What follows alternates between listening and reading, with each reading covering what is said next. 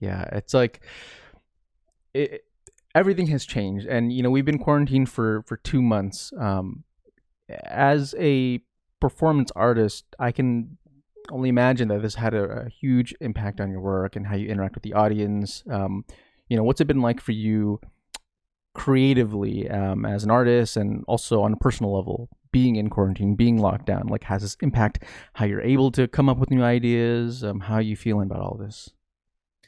Well, the number one thing, and again, I'm telling you, like my ideas about music in terms of industry are like so a step behind. And because I was still like going to recording studios, you know what I mean? And like Hmm. Hmm. even that, no one records in studios anymore. Maybe Drake records in the studio, and I Hmm. didn't really realize it. I didn't want to build anything. I didn't want to buy equipment because I'm always living in different cities and stuff. So I kind of thought that it wasn't worth it. Yeah, But after yeah. the pandemic, I was like, I took my album budget and just bought equipment. I was like, I think I have to now. So number one, it made me realize that everything that people have been telling me about like the studio system being kind of done was Hmm. actually true, and that I could 100% record the next record from home and it would basically make no difference. And that was a huge realization. So now I'm able to make stuff a lot faster and, without, Mm. because I was a studio rat. I liked, and I still like studios. Like if I had the option, I would go to a studio because it like makes me, I don't know, feel good. I also like working with an engineer, Hmm. because it's a super helpful part of the process. Now I have to be my own engineer, which honestly kind of sucks and I'm not very good at it. So it's like I'm trying to like restructure. Like you have some great performance and you're like, did I even record that? Was I, like Right? I'm like Did I use the right app for this shit? Like, exactly like, so it's gonna be right now I'm in the process of making some test recording before we start recording the next record where I'm just like, let me let me see if I can even press the button right. Fuck yeah, yeah. rapping, fuck singing, fuck songwriting. Can I press the button right? Like But getting the once I technical aspects. exactly like once I figured that part out, I think it's actually going to be very liberating.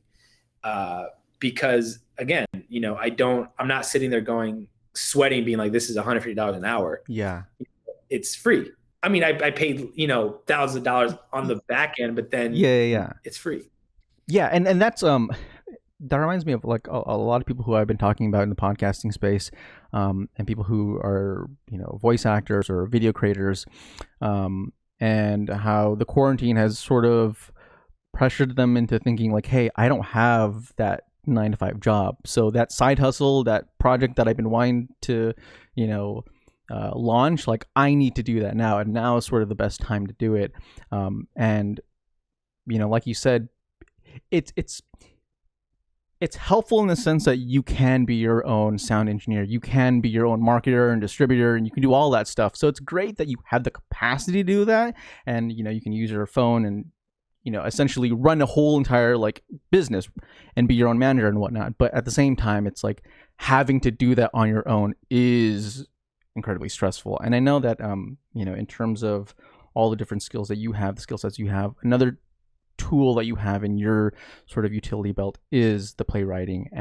Given that, you know, like we were talking about being on lockdown, and since you can't have audiences greater than 10, do you see this going into like virtual spaces? Like, what happens if this doesn't open? If you can't have public like audiences for 2 years? You know, I whew, theater didn't make money even before Corona. You know what I mean? Like that Mm-hmm. was broken perhaps before, right? So it's a little bit like I don't know. I'm the in terms of like where my money comes from. Mm-hmm. You know what I mean? A lot of it is freelance like screenwriting and freelance teaching. You know what I mean? I so in turn, it's not like I'm like waiting for a bunch of commissions or like option checks from theater. Theater, is a passion, Mm-hmm. right? It's a thing that like that gives me electricity in my brain that doesn't isn't available in other places. Mm-hmm. So I don't know that I'm gonna like try to be out here like inviting you to my Zoom play. You know what I mean? I'll Yeah. wait. I'll wait, and in the meantime, try to get this TV money and try to put out this music. Yeah. Um, yeah, it's the fact that you can't even gather. It's like, I mean, it's also for live music, you can't tour, right? So Mm-hmm. that's amazing. I mean, thank God right now it seems like playwrights are having a moment in LA and people are wanting to hire them. Mm-hmm. And I've been able to, even get like indie companies to like let me write their, whatever movie or whatever. And like that's so I'm gonna keep trying to make money that way. Mm-hmm. But in terms of like self-expression, because they're two different things, Yeah. right? You can make money with your skill, but that doesn't necessarily mean that that's like the highest form of your expression. Correct. Correct. So like I'm taking any gig, and I'm also actually having a lot of fun teaching right now. Mm-hmm. Uh, I I didn't ever, I don't know, I don't like academia really, but I really like teaching and I like imparting knowledge, right? Actually, Sila, who you talked to, is like one of my best friends. Mm-hmm. She helped me produce basically 5 lectures on Aristotelian form. And so I put them on Vimeo, and then I've been like teaching classes where basically you like pay me some money, I give you the link, you watch the lecture, and then you come to like a 3-person class on Zoom, and then I like work through what you're writing and what the lecture was there. But I don't ever have to teach the lecture again because it exists. Oh, that's kind of cool. So it's funny. At first I was just doing it because I needed a job, Mm-hmm. but I've actually been like really enjoying it and really, I don't know, it's been very gratifying and kind of like reinvigorating my brain and watching people learn something. Uh, I don't know. I always, people often get MFAs because they want to teach. I don't really want to teach in an institution because, unless it's in LA or in New York, like I don't want to have to like, you know, move to whatever Boston or some Mm-hmm. place that I don't want to be unless it was actually. Are you based in Atlanta? I'm based in Texas.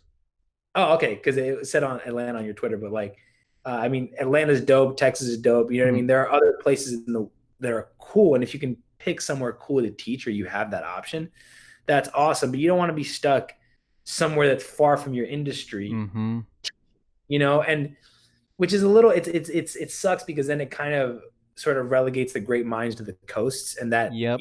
is a classist gesture in and of itself, but you also like the artist is taking care of themselves. Like whenever I've had so many famous teachers at like NYU and Yale or whatever, and like they're hustling.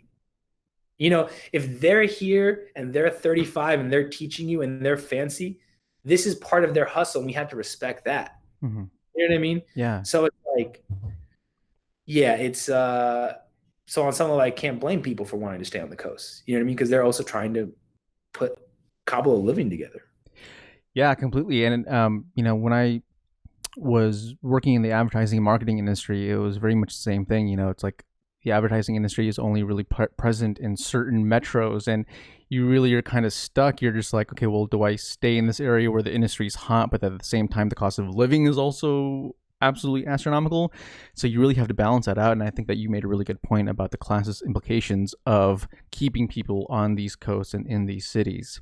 Now, on the topic of creativity and art, given that you are an interdisciplinary artist, and you were talking about having these different elements to your creativity, how do you structure your days around, or sort of your schedule around these different things? Like, do you have like, okay, Mondays are for writing plays, and or are you more organic, like, okay, I'm going to do the art based off of how I feel, or are you very like diligent about how you compartmentalize all those? I kind of figure out the night before what the next day is going to be. Mm-hmm. You know what I mean? I'm Yeah. like, okay, and then I look at the week, and then I'll be like, all right, that day I'm going to solve that one problem in that one song, and the next day I'm going to Okay. solve that one problem in that one play. You know what I mean? To me, it's kind of like it's a week by week. I've tried stuff where this part of the day is this part of the day is that, but I'm not so good at switching my brain from like a narrative space to a musical space. So I kind of have to be like, if I'm In the working on a, zone. yeah, that's what I'm doing. And then the next day I'll work on this pitch or whatever. You know what I mean? Okay. I think a week is a good unit of measurement for my brain. Yeah, me too. Like it's fascinating talking to different artists, and especially hearing about how different artists organize their thoughts and organize their creativity. Because I think, especially if you define yourself as creative, as a person who's always like trying to field for new ideas and trying to organize your ideas, it can be really difficult to, balance the chaos of being creative with also trying to be organized and be a professional about it. Now, I have a lot more questions, but we'll go ahead and take a quick commercial break. We'll be right back.